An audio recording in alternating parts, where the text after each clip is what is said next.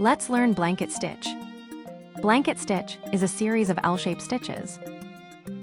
First, we'll take our needle up from point 1. And we'll bring it down from point 2. Don't pull it completely tight. Leave a loop of thread like this. Now from point 3, we'll take our needle up. Make sure the thread goes around the needle.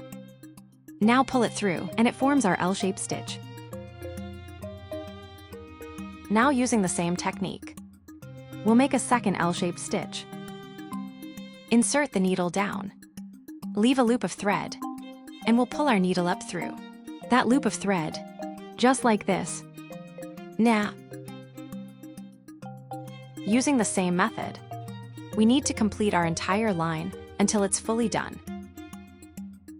The blanket stitch was used in traditional hand embroidery to seal blankets and handkerchief edges.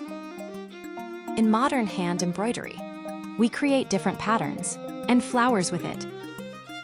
To complete the whole line, we'll lock this last L-shaped stitch. Pay attention to how I'm doing it. On the next side of our L that we've made, I'm inserting this. Now, we'll lock our stitch from the back, like this. Now we'll learn how to make a wheel from the blanket. Just like we stitched in line, we'll also shift stitches here. But everyone's endpoint will remain the same, which is the center of the circle.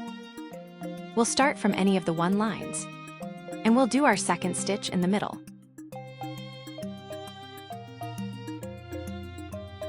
Leave a loop of thread, and the circle will be made. Next line is there.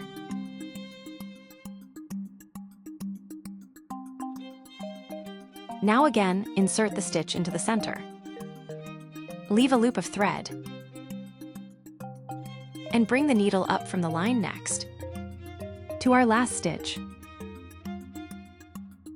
So just like this, we have to fill up the whole wheel. It looks really pretty once it's done.